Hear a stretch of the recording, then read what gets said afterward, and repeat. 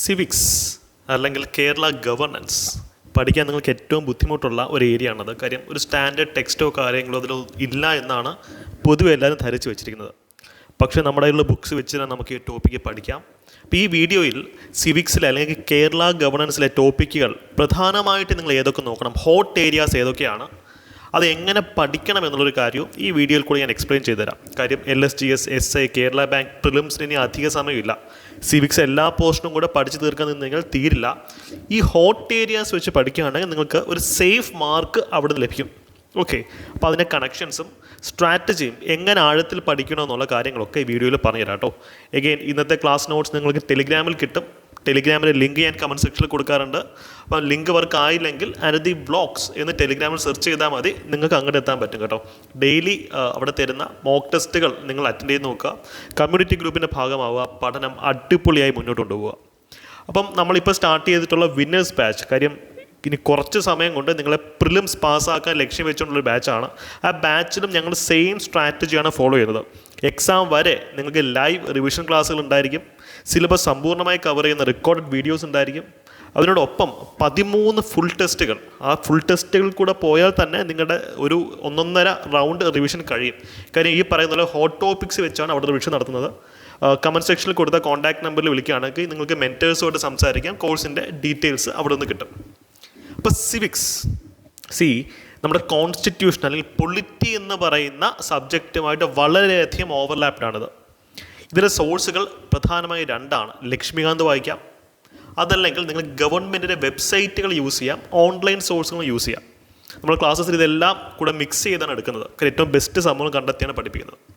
അപ്പോൾ ഇവിടെ നിന്ന് നമ്മൾ പഠിക്കേണ്ടുന്ന പ്രധാനപ്പെട്ട ടോപ്പിക് നമ്പർ 1 എന്താണെന്ന് വെച്ച് കഴിഞ്ഞാൽ ഓൾ ഇന്ത്യ സർവീസ് ആണ്. ഓൾ ഇന്ത്യ സർവീസ് ഈ ബ്രാക്കറ്റിൽ കൊടുത്തിട്ടുള്ള ആവറേജ് നമ്പർ ഓഫ് ചോദ്യങ്ങൾ വന്നിട്ടുള്ളതാണ് കൊടുക്കുന്നത്. ഏറ്റവും അധികം ചോദ്യങ്ങൾ റിപ്പീറ്റ് ചെയ്തിട്ടുള്ള മേഖലകളാണ് ഹോട്ട് ടോപ്പിക് എന്ന് പറയുന്നത്. ഇതിനോടൊപ്പം കറണ്ട് അഫെയർസിൽ വന്നിട്ടുള്ള ഈ പരീക്ഷയിൽ വരാൻ സാധ്യതയുള്ള ഏരിയാസും ഉണ്ട് കേട്ടോ. സോ ഓൾ ഇന്ത്യ സർവീസസ് എന്ന് പറയുമ്പം പ്രധാനമായിട്ടും 3 എണ്ണമാണ്: IAS, IPS, IFS. ഈ IFS എന്ന് വെച്ചാൽ ഫോറസ്റ്റ് സർവീസ് ആണോ, ഫോറിൻ സർവീസ് ആണോ? പല ആൾക്കാരും പറയുന്നൊരു മിസ്റ്റേക്ക് ഉണ്ട്. ഫോറസ്റ്റ് സർവീസ് എന്ന് വെച്ചാൽ IFOS ആണെന്ന്. തെറ്റാ. സുപ്രീം കോടതി, ഗവൺമെൻറ്റും എല്ലാവരും ഇന്ത്യൻ ഫോറസ്റ്റ് സർവീസിനും IFS എന്ന് തന്നെയാണ് പറയുന്നത്. രണ്ടിൻ്റെയും അബ്രിവേഷൻ ഡിഫറെൻ്റ് ആണെന്നേ ഉള്ളൂ. ഇത് സെയിം ആണ് കേട്ടോ. IFS എന്ന് വെച്ച് കഴിഞ്ഞാൽ ഫോറിൻ സർവീസുമാണ്, ഫോറസ്റ്റ് സർവീസുമാണ്. പക്ഷേ ഇവിടെ പറയുന്നത് ഏതാണ്? ഫോറസ്റ്റ് സർവീസാണ്. കൃത്യമായിട്ട് ഓർത്തിരിക്കുക. ബിക്കോസ് ഓൾ ഇന്ത്യ സർവീസ് എന്ന് വെച്ച് കഴിഞ്ഞാൽ ഇത്രയേ ഉള്ളൂ. ഇവർ കേന്ദ്ര ഗവൺമെൻറ്റാണ് ഇവരെ റിക്രൂട്ട് ചെയ്യുന്നത്. അറിയാം, യൂണിയൻ പബ്ലിക് സർവീസ് കമ്മീഷൻ പരീക്ഷ എഴുതി പാസ്സായാലേ ഇതൊക്കെ ആവാൻ പറ്റുള്ളൂ. പക്ഷേ ഇവർ ഒരു പക്ഷേ സംസ്ഥാന സർക്കാരിൻ്റെ അണ്ടറിലും വർക്ക് ചെയ്തെന്നിരിക്കും. ഇവരെയാണ് സർദാർ പട്ടേലൊക്കെ തന്നെ പറഞ്ഞിട്ടുള്ളത്, ഇത്തരം സർവീസുകളാണ് ഇന്ത്യയുടെ ഫെഡറൽ ഫാബ്രിക് എന്നാണ്. നമ്മുടെ കേന്ദ്രവും സംസ്ഥാനങ്ങളും തമ്മിലുള്ള റിലേഷനെ പിടിച്ചു നിർത്തുന്നതും അവിടെ ഒരു ഐക്യം ക്രിയേറ്റ് ചെയ്യുന്നതിനകത്തൊക്കെ ഈ സർവീസിലുള്ള ആൾക്കാർക്ക് വളരെ വലിയ പ്രാധാന്യമുണ്ട്. അതുകൊണ്ടാണ് നമുക്കൊരു IAS ഓഫീസേഴ്സിനെ, ഇപ്പോൾ കേരളത്തിലെ DGP മലയാളിയല്ല, അദ്ദേഹത്തെ റിക്രൂട്ട് ചെയ്തിട്ടുള്ളത് യൂണിയൻ പബ്ലിക് സർവീസ് കമ്മീഷനാണ്. ഒരു മലയാളി IPS ഓഫീസർ മറ്റ് സംസ്ഥാനത്തിലെ DGP ആയിരിക്കും. ഇപ്പോൾ നമ്മുടെ ജില്ലകളിലെ കളക്ടേഴ്സ് അവരെല്ലാവരും മലയാളികളാണോ? അല്ല. അവരെ കേന്ദ്ര സർക്കാർ റിക്രൂട്ട് ചെയ്തിട്ട് സംസ്ഥാനങ്ങളിൽ അപ്പോയിൻ്റ് ചെയ്യുകയാണ്. അവർക്ക് ശമ്പളം കൊടുക്കുന്നതൊക്കെ ആ സാഹചര്യത്തിൽ സംസ്ഥാന സർക്കാരുകളായിരിക്കും. കാര്യം ഒരു രാജ്യത്തിൻ്റെ ഐക്യം, അഖണ്ഡത അതൊക്കെ പ്രൊട്ടക്റ്റ് ചെയ്യാനാണ് ഇത്തരത്തിലുള്ളൊരു സർവീസുകൾ ക്രിയേറ്റ് ചെയ്തിട്ടുള്ളത്. അപ്പം ഈ ഓൾ ഇന്ത്യ സർവീസുകളാണ് ഇവിടെ നമ്മൾ പഠിക്കേണ്ടത്. വളരെ പ്രാധാന്യം അർഹിക്കുന്ന ഏരിയയാണ്. അതിനോടൊപ്പം ചേർത്ത് പഠിക്കുക സ്റ്റേറ്റ് സിവിൽ സർവീസ്. കാര്യം കേരള അഡ്മിനിസ്ട്രേറ്റീവ് സർവീസ് വന്നതിന് ശേഷം ഈ ഏരിയ എന്നുള്ള ചോദ്യങ്ങൾ വളരെ അധികമാണ്. സ്റ്റേറ്റിനും സിവിൽ സർവീസ് ഉണ്ടല്ലേ, സിവിൽ സർവീസ്. ഇവിടെ RTI, right to information act, വളരെ പ്രാധാന്യം അർഹിക്കുന്ന ഒരു ഏരിയയാണ്. 2019 ഈ ആക്ട് നമ്മൾ അമെൻഡ് ചെയ്തിട്ടുണ്ട്. അതുകൊണ്ട് തന്നെ ഇവിടെ നിന്ന് ധാരാളം ചോദ്യങ്ങൾ ഈ ഒരു പെർസ്പെക്റ്റീവിൽ വരാനുള്ള സാധ്യത അധികമാണ്. ഇഷ്ടംപോലെ ചോദ്യങ്ങൾ വന്നിട്ടുണ്ട് RTI എന്നല്ലേ. പിന്നുള്ള ടോപ്പിക് കൺസ്യൂമർ പ്രൊട്ടക്ഷൻ ആക്ട് ആണ്. ഒരു പ്രാവശ്യം വന്ന ചോദ്യം വളരെ രസകരമായിരുന്നു. റൈറ്റ് ടു ബാർഗെയിൻ, വില പേശാനുള്ള അവകാശം ഈ ആക്ടിനകത്ത് പറയുന്നുണ്ടെന്ന ചോദ്യം. ഇല്ല. നിങ്ങളൊന്ന് ആലോചിച്ച് നോക്കിയേ. വില പേശൽ മീൻസ് നിങ്ങൾ പറയുന്ന വിലയ്ക്ക് കടക്കാരൻ സാധനം തരും, കടക്കാരൻ നിങ്ങളെ ഓടിച്ചു വിടും നിങ്ങൾ അങ്ങനെ ചെന്ന് വില പേശുകയാണെങ്കിൽ. സോ കൺസ്യൂമർ പ്രൊട്ടക്ഷൻ ആക്ടിനകത്ത് കൺസ്യൂമർ റൈറ്റ്സ്, ഒരു ഉപഭോക്താവിൻ്റെ അവകാശങ്ങൾ എന്താണെന്നുള്ളത് കൃത്യമായി പഠിച്ചിട്ട് പോവുക. പരീക്ഷയിലല്ലെങ്കിലും പുറത്ത് നിങ്ങളുടെ ഡെയിലി ലൈഫിൽ ഇത് വളരെയധികം ഉപകാരപ്പെടും. എനിക്ക് വലിയ ഉപകാരം കിട്ടിയിട്ടുള്ളൊരു ആക്റ്റാണ് ഇത്. കൺസ്യൂമർ പ്രൊട്ടക്ഷൻ ആക്റ്റാണ്. നമ്മൾ ഓൺലൈനിലൊക്കെ പർച്ചേസ് ചെയ്യുമ്പോൾ നമ്മൾ എല്ലാവരും ഓൺലൈൻ വഴിയാണ് പർച്ചേസ് ചെയ്യുന്നത്. എന്തെങ്കിലും ഇഷ്യൂസ് വരികയാണെങ്കിൽ നമ്മൾ കൺസ്യൂമർ പ്രൊട്ടക്ഷൻ ആക്ടിൻ്റെ ബേസിസിൽ കസ്റ്റമർ കെയർ വിളിച്ച് സംസാരിച്ചാൽ പോലും നമുക്ക് നല്ല രീതിയിലുള്ള റെസ്പോൺസ് കിട്ടും. ഓക്കെ, സെക്ഷനും സബ്സെക്ഷനും ഒക്കെ ചേർന്ന് പറഞ്ഞു കഴിഞ്ഞാൽ നല്ലൊരു ഇമ്പാക്റ്റ് അവിടെ ക്രിയേറ്റ് ചെയ്യാൻ പറ്റും. സോ നിങ്ങൾക്ക് പ്രാക്ടിക്കൽ ലൈഫിലും വളരെ ബെനിഫിഷ്യൽ ആയിരിക്കും കൺസ്യൂമർ പ്രൊട്ടക്ഷൻ ആക്ട്. അപ്പോൾ ഇതിനകത്ത് എന്താ, ഒരു പ്രോഡക്റ്റിനെ പറ്റിയുള്ള കൃത്യമായിട്ടുള്ള വിവരം കിട്ടാനുള്ള അവകാശമുണ്ട്. ഈ മിസ്ലീഡിംഗ് ആയിട്ടുള്ള പരസ്യങ്ങൾ നൽകി കഴിഞ്ഞാൽ അതിനെതിരെ നമുക്ക് കേസ് കൊടുക്കാം. പല പല കാര്യങ്ങൾ ഇതിനകത്ത് വരുന്നുണ്ട്. അപ്പോൾ ഇവിടെ നമുക്ക് ഏറ്റവും അധികം ചോദ്യങ്ങൾ അടുത്ത കാലത്ത് 10th +2 ലെവലിൽ പോലും വന്നിട്ടുള്ളത് നാഷണൽ ഹ്യൂമൻ റൈറ്റ്സ് കമ്മീഷനിൽ നിന്നാണ്. സ്ഥിരം ചോദിക്കുന്നൊരു തള്ള് ചോദ്യം എന്താണെന്ന് വെച്ച് കഴിഞ്ഞാൽ, തള്ളെന്ന് പറയാനുള്ള റീസൺ സെയിം സ്റ്റേറ്റ്മെൻ്റ് ആണ് ഒരു ടെംപ്ലേറ്റ് പോലെ റിപ്പീറ്റ് ചെയ്തുകൊണ്ടിരിക്കുന്നത്. ബിക്കോസ് ഹ്യൂമൻ റൈറ്റ്സ് കമ്മീഷൻ ഒരു കോൺസ്റ്റിറ്റ്യൂഷണൽ ബോഡിയാണോ, ഭരണഘടനാ സ്ഥാപനമാണോ എന്നുള്ള രീതിയിൽ പല എക്സാമിനും ചോദ്യങ്ങൾ വന്നിട്ടുണ്ട്. അറിഞ്ഞിരിക്കുക, ഭരണഘടനാ സ്ഥാപനമാവണമെങ്കിൽ it should have an article, അനുച്ഛേദം ഉണ്ടായിരിക്കണം. ഹ്യൂമൻ റൈറ്റ്സ് കമ്മീഷന് ഏതെങ്കിലും ആർട്ടിക്കിൾ നമ്മൾ പഠിക്കുന്നുണ്ടോ? ഇല്ല. സോ ഇതൊരു സ്റ്റാറ്റ്യൂട്ടറി ബോഡിയാണ്, അല്ലേ, ഒരു നിയമത്തിൻ്റെ പേരിൽ ക്രിയേറ്റ് ചെയ്തിട്ടുള്ളൊരു ബോഡിയാണ് നാഷണൽ ഹ്യൂമൻ റൈറ്റ്സ് കമ്മീഷൻ. അപ്പം ഇതിനെ നമ്മൾ വിളിക്കുന്നത് ടൂത്ത്ലെസ് ടൈഗർ എന്നൊക്കെയാണ് സുപ്രീം കോടതി തന്നെ ഇതിനെ വിളിച്ചിട്ടുള്ളത്. കാര്യം എന്താ, ഹ്യൂമൻ റൈറ്റ്സ് കമ്മീഷണറിൻ്റെ റിട്ടയർമെൻറ്റ് ഏജ് എന്ന് വെച്ചെങ്കിൽ 70 വയസ്സൊക്കെയാണ്. അപ്പം പല്ല് പൊഴിഞ്ഞ പുലിയാണ് ഹ്യൂമൻ റൈറ്റ്സ് കമ്മീഷൻ എന്നുള്ള രീതിയിൽ പല രീതിയിലുള്ള ക്രിറ്റിസിസംസ് ഇവിടെ വരുന്നുണ്ട്. അപ്പോൾ ഇവരുടെ റിട്ടയർമെൻറ്റ് ഏജ് കുറയ്ക്കണം എന്ന് പറയുന്നൊരു ആർഗ്യുമെൻറ്റ് വളരെ സജീവമായിട്ട് ന്യൂസ് പേപ്പേഴ്സിലൊക്കെ ഉണ്ട്. കാര്യം 70 വയസ്സിൽ നമുക്ക് ഈ പ്രായത്തിൽ നമുക്കൊന്നും ഓർമ്മയില്ല.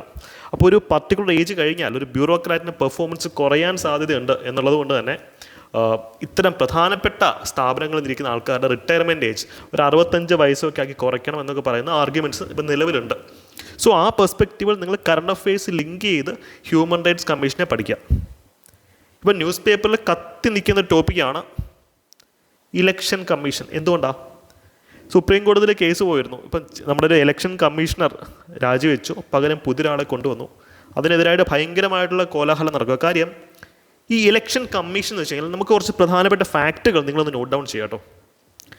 ഒന്നാമത്തെ കാര്യം, ഇപ്പം റീസെൻ്റായിട്ട് വന്ന നിയമത്തിൻ്റെ ബേസിസിൽ ഇലക്ഷൻ കമ്മീഷണേഴ്സിനെ അപ്പോയിൻറ്റ് ചെയ്യുന്നത് ഒരു സെലക്ട് കമ്മിറ്റിയാണ്. ആ സെലക്ട് കമ്മിറ്റി എന്ന് വെച്ച് കഴിഞ്ഞാൽ പ്രൈം മിനിസ്റ്റർ കാണും, പ്രതിപക്ഷ നേതാവ് കാണും, പിന്നീട് ഒരു സാധാരണ ഒരു മിനിസ്റ്ററും കാണും. ഇവിടെ പ്രതിപക്ഷ നേതാവ് എന്ന് പറയുന്നത് ലോക്സഭയിലെ പ്രതിപക്ഷ നേതാവാണ്. അപ്പം നമുക്ക് പ്രസ്താവന മാതൃകാ ചോദ്യങ്ങൾ വരാൻ സാധ്യതയുള്ളൊരു സെക്ഷനാണത്. ലീഡർ ഓഫ് ഒപ്പോസിഷൻ ഇൻ ലോക്സഭയാണ്. ഈ സെലക്ട് കമ്മിറ്റി പറയുന്ന ആളെയാണ് പ്രസിഡൻറ്റ് ഇലക്ഷൻ കമ്മീഷണേഴ്സായിട്ടും കമ്മീഷണറായിട്ടും ഒക്കെ അപ്പോയിൻറ്റ് ചെയ്തത്. അപ്പം ഇതിനെ ചലഞ്ച് ചെയ്തുകൊണ്ട് സുപ്രീം കോടതിയിൽ കേസ് പോയി. സുപ്രീം കോടതി തന്നെ പറഞ്ഞു ഈ നിയമത്തിന് ഒരു കുഴപ്പമില്ല, നിങ്ങൾ ഈ നിയമം തന്നെ നടപ്പിലാക്കിയാൽ മതി എന്ന് സുപ്രീം കോടതി പോലും പറഞ്ഞു. അപ്പോൾ ഇവിടെ ഈ രാഷ്ട്രീയ ഇടപെടലുകളെ പറ്റി വലിയൊരു ചർച്ച നടക്കുന്നുണ്ട് ഇത്തരം ഭരണഘടനാ സ്ഥാപനങ്ങളിലെ അപ്പോയിൻമെൻറ്റിൻ്റെ കാര്യത്തിൽ. ഇവിടെ നിങ്ങൾ ഒരു എക്സ്ട്രാ പോയിൻറ്റും കൂടെ നോട്ട് ചെയ്യണം. അതായത് ഒരു സെർച്ച് കമ്മിറ്റിയാണ് കുറച്ച് ആൾക്കാരുടെ ലിസ്റ്റ് സെലക്ഷൻ കമ്മിറ്റിക്ക് കൊടുക്കുന്നത്. ആ സെലക്ഷൻ കമ്മിറ്റിയാണ് ഒരാളെ ചൂസ് ചെയ്ത് പ്രസിഡൻറ്റിന് അയക്കുന്നത്. അപ്പോൾ ഈ സെർച്ച് കമ്മിറ്റി അത് ഇമ്പോർട്ടൻ്റ് ആണ്. ഒരു പക്ഷേ പരീക്ഷ ഡിഫിക്കൽട്ട് ആക്കണമെങ്കിൽ സെർച്ച് കമ്മിറ്റി എന്നുള്ള ചോദ്യം വരാം. ഈ സെർച്ച് കമ്മിറ്റിയുടെ തലവൻ എന്ന് പറയുന്നത് മിനിസ്റ്റർ ഓഫ് ലോ ആണ്, നിയമമന്ത്രിയാണ്. സെലക്ഷൻ കമ്മിറ്റിയുടെ തലവൻ ഒബ്വിയസ്ലി പ്രൈം മിനിസ്റ്റർ ആയിരിക്കും. അദ്ദേഹം ഉള്ളൊരു കമ്മിറ്റിയാകുമ്പോൾ അദ്ദേഹം ആയിരിക്കും അതിൻ്റെ തലവൻ. പക്ഷേ സെർച്ച് കമ്മിറ്റി, തിരച്ചിൽ കമ്മിറ്റി, അതിൻ്റെ ഹെഡ് എന്ന് വെച്ച് കഴിഞ്ഞാൽ അത് മിനിസ്റ്റർ ഓഫ് ലോ ആണെന്നുള്ള കാര്യം ആലോചിക്കുക. കറണ്ട് അഫെയർസിലെ വളരെ പ്രധാനപ്പെട്ട ഒരു പോയിൻ്റാണ്. അപ്പോൾ ഇതാണ് ഇലക്ഷൻ കമ്മീഷൻ്റെ അവസ്ഥ.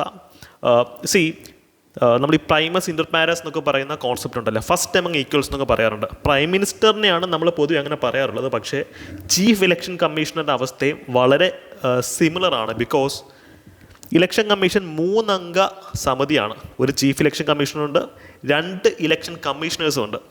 ഇവർക്ക് 3 പേർക്കും ഒരേ പവറാണ്. ചീഫ് എന്നൊരു പേര് കൊടുത്തിട്ടുണ്ടെന്നേ ഉള്ളൂ. ചീഫ് ഇലക്ഷൻ കമ്മീഷൻ അത്ര വലിയ ചീഫ് ഒന്നുമല്ല.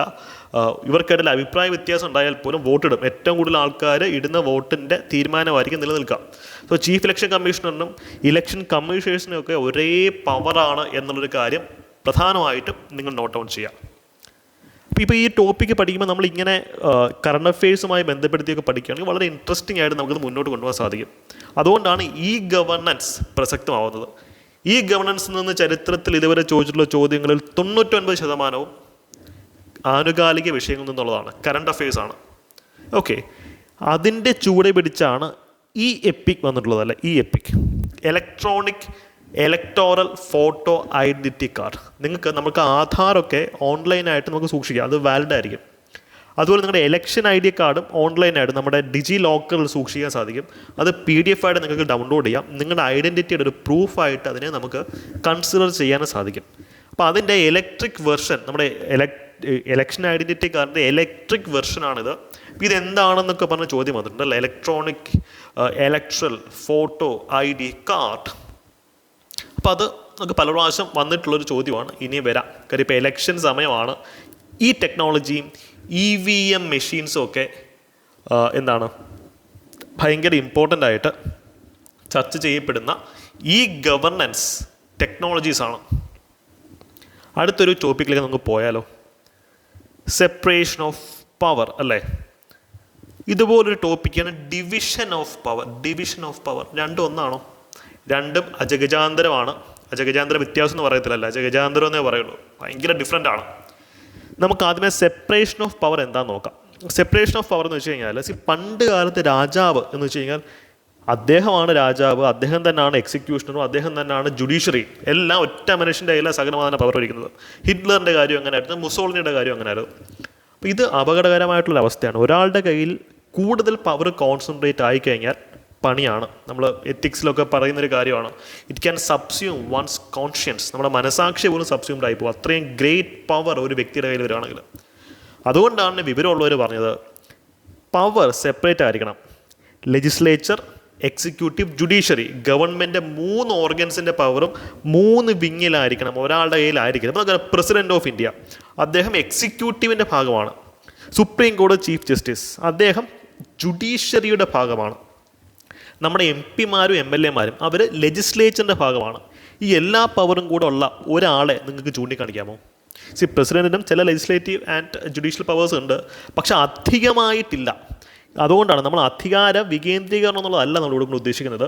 അധികാരം അല്ലെങ്കിൽ പവേഴ്സ് പല ആൾക്കാരുടെ കയ്യിലായിട്ട് കൊടുത്തിരിക്കുകയാണ്. ജുഡീഷ്യറിയുടെ കാര്യത്തിൽ എക്സിക്യൂട്ടീവോ, എക്സിക്യൂട്ടീവിൻ്റെ കാര്യത്തിൽ ലെജിസ്ലേച്ചറോ, ലെജിസ്ലേച്ചറിൻ്റെ കാര്യത്തിൽ ബാക്കിയുള്ളവർ ഇടപെടാൻ പാടില്ല എന്നുള്ളതാണ് ഇതിൻ്റെ ക്രക്സ്. ഇതാണ് സെപ്പറേഷൻ ഓഫ് പവർ. അപ്പോൾ ഞാൻ ചോദിച്ചോട്ടെ, നമ്മുടെ DPSPയിൽ ഏത് ആർട്ടിക്കിളിലാണ് സെപ്പറേഷൻ ഓഫ് പവറിനെ പറ്റി പറയുന്നത്? Yes, article 50. നമ്മുടെ ഭരണഘടനയുടെ ബേസിക് ഫീച്ചറിലൊന്നാണ് സെപ്പറേഷൻ ഓഫ് പവർ. വളരെ പ്രധാനപ്പെട്ടൊരു കാര്യമാണ്. അപ്പം ഇത് സെപ്പറേഷൻ ഓഫ് പവറിൽ നിന്ന് വരുന്ന ചോദ്യങ്ങൾ നിങ്ങളൊന്ന് നോട്ട് ഡൗൺ ചെയ്യണം. ഇത് ഫോക്കസ് ചെയ്ത് പഠിക്കുക. ഇതൊക്കെ ലക്ഷ്മികാന്തിലുണ്ട്. ഹൈക്കോടതിയിൽ നമുക്ക് ചോദ്യങ്ങൾ വരാറുണ്ട്. ഇപ്പോൾ സുപ്രീം കോടതിയിൽ നിന്ന് വരാറില്ലേ? അതിൽ നിന്ന് വരാറുണ്ട്. പക്ഷേ ഹൈക്കോടതിയിൽ നിന്നാണ് കൂടുതൽ ചോദ്യങ്ങൾ നമ്മൾ കണ്ടിട്ടുള്ളത്. ഇവിടെ നിങ്ങൾ മനസ്സിലാക്കുക, റിട്ട് ജൂറിസ്ഡിക്ഷൻ, അല്ലേ? റിട്ടുകൾ പുറപ്പെടുവിക്കാനുള്ള അധികാരം സുപ്രീം കോടതിയേക്കാളും ഹൈക്കോടതിക്കാണ് ആ ജൂറിസ്ഡിക്ഷനകത്ത് കൂടുതൽ അവകാശങ്ങളും അധികാരങ്ങളും ഉള്ളത്. അത് ഓർത്തിരിക്കാം. അടുത്തതാണ് പാർലമെൻറ്റ്. നമ്മുടെ സംസ്ഥാനത്തിൽ നിയമസഭയുണ്ട് നിയമം നിർമ്മിക്കാനായിട്ട്, അതുപോലെ കേന്ദ്രത്തിൽ പാർലമെൻ്റ് ഉണ്ട്. കേന്ദ്ര നിയമ നിർമ്മാണ സഭയാണ് പാർലമെൻറ്റ്. അവിടെ നിന്ന് നമുക്ക് ചോദ്യങ്ങൾ പ്രതീക്ഷിക്കാം. ഇവരുടെ കണക്ഷൻ എന്താ? സുപ്രീം കോടതിയിലെയും ഹൈക്കോടതിയിലെയും ജഡ്ജിമാരെയും ഒക്കെ പുറത്താക്കുന്നത് പാർലമെൻറ്റിൻ്റെ ബേസിസിലാണ്. പാർലമെൻറ്റ് ശുപാർശ ചെയ്യുന്ന അനുസരിച്ചാണ് പ്രസിഡന്റ് ചെയ്യുന്നത്. സംസ്ഥാനത്തിലെ ഹൈക്കോടതിയുടെ കേസിലാണെങ്കിൽ പോലും പാർലമെൻറ്റാണ് അവരെ പുറത്താക്കുന്നത്. മാത്രമല്ല, റിട്ട് ജൂറിസ്ഡിക്ഷൻ, ഏതെങ്കിലും ഒരു കോടതിക്ക് റിട്ടുകൾ, ഇപ്പം നിലവിൽ ഹൈക്കോടതിക്കും സുപ്രീം കോടതിക്കും മാത്രമേ റിട്ടുകൾ പുറപ്പെടുവിക്കാനുള്ള അവകാശം, ജൂറിസ്ഡിക്ഷനുള്ളൂ. പക്ഷേ പാർലമെൻറ്റ് വിചാരിക്കുവാണെങ്കിൽ ഇത് മറ്റ് കോടതികൾക്കും കൊടുക്കാം. അപ്പോൾ ആ അധികാരം പാർലമെൻറ്റിൻ്റെ കയ്യിലാണ്. റിട്ട് ജൂറിസ്ഡിക്ഷൻ എക്സ്റ്റെൻഡ് ചെയ്യാനുള്ള അവകാശം പാർലമെൻറ്റിൻ്റെ കയ്യിലാണ്. നമുക്ക് സ്റ്റേറ്റ്മെൻ്റ് ആയിട്ട് വരാം, ഓക്കെ, റിട്ട് ജൂറിസ്ഡിക്ഷൻ അത് എക്സ്റ്റെൻഡ് ചെയ്യാനുള്ള അധികാരം സുപ്രീം കോടതിക്കാണ്. ആ സ്റ്റേറ്റ്മെൻറ്റ് തെറ്റാണ്. കാര്യം പാർലമെൻറ്റിനാണ് അതിനുള്ള അധികാരമുള്ളത്. ഓക്കെ. അതുപോലെ തന്നെ ലോക്പാൽ ആൻഡ് ലോകായുക്ത, പോക്സോ വളരെ ഇമ്പോർട്ടൻ്റ് ആണ്. ബ്യൂറോക്രസിയിൽ നമുക്ക് സ്ഥിരം ചോദ്യം വരാറുണ്ട്, അല്ലേ? മാക്സ് വെബറിൻ്റെ തിയറീസ് അല്ലെങ്കിൽ യൂട്ടിലിറ്റേറിയൻ തിയറി എന്താണെന്നൊക്കെ ചോദിച്ചിട്ട് ബ്യൂറോക്രസിയിൽ ചോദ്യങ്ങൾ വന്നിട്ടുണ്ട്. അതുപോലെയാണ് പൊളിറ്റിക്കൽ പാർട്ടീസിൻ്റെ അവസ്ഥയും. പൊളിറ്റിക്കൽ പാർട്ടീസ്, രാഷ്ട്രീയ പാർട്ടികൾ, ഇത് കത്തി നിൽക്കുന്നൊരു ഏരിയയാണ്. കാര്യം ഇതിനെ ചൂട് പിടിച്ചാണ് നാഷണൽ പാർട്ടി ഏത്, സ്റ്റേറ്റ് പാർട്ടി ഏതെന്നൊക്കെയുള്ള ചോദ്യം വന്നിട്ടുള്ളത്. കാര്യം CPM-ന് നാഷണൽ പാർട്ടി സ്റ്റാറ്റസ് നഷ്ടപ്പെടുമോ ഇല്ലയോ എന്നൊക്കെയുള്ള വലിയ ചർച്ച നടക്കുന്നുണ്ട്. കോൺഗ്രസിൻ്റെ കാര്യത്തിൽ ആ ചർച്ച നടക്കുന്നുണ്ട്. സോ നാഷണൽ പാർട്ടികളുടെ എണ്ണം PSC സ്ഥിരം ചോദിക്കാറുണ്ട്, എത്ര നാഷണൽ പാർട്ടികൾ ഇന്ത്യയിലുണ്ട്? കമൻറ്റ് സെക്ഷനിൽ നിങ്ങൾ അതിൻ്റെ ഉത്തരം പറയാം കേട്ടോ. അപ്പം ഇനി പോകേണ്ടുന്നൊരു പ്രധാനപ്പെട്ട ഒരു ഏരിയയാണ് ഡിവിഷൻ ഓഫ് പവർ. ഇതാണ് നമുക്ക് തെറ്റിപ്പോകുന്നത്. നമ്മൾ നേരത്തെ സെപ്പറേഷൻ ഓഫ് പവർ കണ്ടു, പക്ഷെ അതിൽ നിന്ന് വ്യത്യസ്തമാണ് division of power. Separation of power means അധികാരം ജുഡീഷ്യറിക്കും എക്സിക്യൂട്ടീവും ലെജിസ്ലേച്ചറിനും ഇടയിൽ കൊടുക്കണം, ഓർഗൻസ് ഓഫ് ഗവൺമെൻറ് അല്ലേ. പക്ഷെ ഡിവിഷൻ ഓഫ് പവർ മീൻസ് അത് നമ്മുടെ ഫെഡറൽ സംഹിതയുമായി ബന്ധപ്പെട്ടതാണ്. അതായത് കേന്ദ്ര ഗവൺമെൻറ്റിൻ്റെ ഒരു പവർ കാണും, സംസ്ഥാന ഗവൺമെൻറ്റിൻ്റെ ഒരു പവർ കാണും, പഞ്ചായത്തുകൾക്ക് മുനിസിപ്പൽ അല്ലെങ്കിൽ ലോക്കൽ ഗവൺമെൻറ്റ്സുകൾക്ക് അവരുടേതായിട്ടുള്ള പവർ കാണും, അല്ല union list, state list, concurrent list, അതൊക്കെ വന്നിട്ടുള്ളത് ഈ ഏരിയയിൽ നിന്നാണ് division of power. So division of power refers to how authority is distributed at different levels of government, central, state and local. ഇവിടെ നിന്ന് നമുക്ക് വന്നിട്ടുള്ള നല്ല ബ്യൂട്ടിഫുൾ ചോദ്യമാണ് ഡോക്ട്രൈൻ ഓഫ് റിപ്പഗ്നൻസി ഒക്കെ. അതൊക്കെ നമ്മൾ ചാനലിൽ ഡിസ്കസ് ചെയ്തിട്ടുണ്ട്. കേട്ടാൽ എന്തോ ഒരു വെടിപൊട്ടുന്ന കോൺസെപ്റ്റാണെന്ന് തോന്നും, പക്ഷെ വളരെ ഈസിയാണ് ഇതൊക്കെ. നമ്മുടെ ചാനൽ വീഡിയോസ് ഫോളോ ചെയ്യാൻ നിങ്ങൾക്ക് അതിൻ്റെ ഉത്തരം കിട്ടും. CVC വിജിലൻസ് കമ്മീഷണറെ പറ്റി, ചീഫ് വിജിലൻസ് കമ്മീഷണറെ പറ്റി ചോദ്യം വരാറുണ്ട്. കൺസ്യൂമർ ഡിസ്പ്യൂട്ട് റിഡ്രസൽ കമ്മീഷൻ, ഒരു ചോദ്യം വന്നത് നാഷണൽ ലെവലിൽ ഇതിൻ്റെ ചെയർപേഴ്സണായിട്ട് വരുന്നത് സുപ്രീം കോടതി ചീഫ് ജസ്റ്റിസ് ആണെന്നൊക്കെ പറഞ്ഞിട്ടാണ് സ്റ്റേറ്റ്മെൻറ്റ് ഒരു പ്രാവശ്യം വന്നത്. അത് തെറ്റാണ്. സുപ്രീം കോടതി ജഡ്ജിമാർ, നോർമൽ ജഡ്ജിമാർക്കും ആവാം. അതേപോലെ ഭൂമി പ്രോജക്റ്റിൽ നിന്ന് ചോദ്യമുണ്ട്, ഇതും മറ്റേ ഈ ഗവർണൻസുമായി ബന്ധപ്പെട്ടതാണ് കേട്ടോ. അതൊന്നും ഇതുപോലെ മറ്റൊന്നാണ് CEDAW, ഒരു ഉള്ളേ, അതായത് convention on elimination of all forms of discrimination against women, സ്ത്രീകൾക്കെതിരായിട്ടുള്ള വിവേചനം അവസാനിപ്പിക്കാനുള്ള യുണൈറ്റഡ് നേഷൻ്റെ കൺവെൻഷനാണ്. ഇതിനകത്ത് സ്ത്രീകളുടെ അവകാശങ്ങൾ, അധികാരങ്ങൾ, എംപവർമെൻറ്റിന് വേണ്ടി, ശാക്തീകരണത്തിന് എന്തൊക്കെ ചെയ്യണം എന്നൊക്കെ കൃത്യമായിട്ടും പറയുന്നുണ്ട്. ഇതുപോലെ തന്നെ last but not the least, land reforms, ഭൂപരിഷ്കരണം. ഇത് ഇന്നൊരു ചോദ്യമില്ലാതെ നമ്മുടെ ക്വസ്റ്റ്യൻ പേപ്പറെ കടന്നു പോകും എന്ന് വളരെ കുറച്ച് സാധ്യതയുള്ളൂ. ഇന്നൊരു ചോദ്യമില്ലാതെ ചോദ്യ പേപ്പർ കടന്നു പോകാൻ. അത്രയും ഇമ്പോർട്ടൻ്റ് ആണ് ലാൻഡ് റിഫോംസ്. ഒരു പ്രാവശ്യം വന്നത് ലാൻഡ് റിഫോംസിൻ്റെ അജണ്ട അല്ലാത്തത് എന്താണെന്ന് ചോദിച്ചിട്ട് 3 സ്റ്റേറ്റ്മെൻറ്റ് എടുത്തു. അപ്പോൾ എല്ലാം അതിൻ്റെ അജണ്ട തന്നെയായിരുന്നു. അതുകൊണ്ട് തന്നെ അതൊരു ഉത്തരം നൺ ഓഫ് ദ എബോവ് എന്നുള്ളതായിരുന്നു അതിൻ്റെ ഉത്തരം. അപ്പം ഇത്ര ഏരിയാസ് നിങ്ങൾ സ്പെഷ്യൽ ഫോക്കസ് കൊടുത്ത് പഠിച്ച് കോമ്പറ്റീഷൻ പുഷ് ചെയ്യാം. ഈ ഹോട്ട് ടോപ്പിക്സിൻ്റെ വീഡിയോസ് തുടർന്ന് ചെയ്യണമെങ്കിൽ നിങ്ങൾക്ക് അതും പറയാം കേട്ടോ. കോൺസ്റ്റിറ്റ്യൂഷനെയും ഹിസ്റ്ററിയുടെയും, കാര്യം ഹിസ്റ്ററിക്ക് 10 മാർക്കാണ്. ഇന്ത്യ, വേൾഡ്, കേരള ഒക്കെ കിടപ്പുണ്ട് അതിനകത്ത്. അത് ഇന്ത്യ തന്നെ, മിഡീവൽ ഇന്ത്യ ഉണ്ട്, മോഡേൺ ഇന്ത്യ ഉണ്ട്. അപ്പോൾ എവിടെ നിന്ന് എങ്ങനെയൊക്കെ പഠിക്കണമെന്ന് അറിയാൻ നിങ്ങൾക്ക് താല്പര്യമുണ്ടെങ്കിൽ നിങ്ങൾക്ക് അതും കമൻറ്റ് സെക്ഷനിൽ പറയാം. അപ്പോൾ മറ്റൊരു വീഡിയോയുമായി കാണാം. Thank you, bye. മറ്റേ ചോദ്യത്തിന് ഉത്തരം എഴുതാൻ മറക്കണ്ട കേട്ടോ. എത്ര നാഷണൽ പാർട്ടീസ് ഉണ്ട് ഇന്ത്യയിൽ?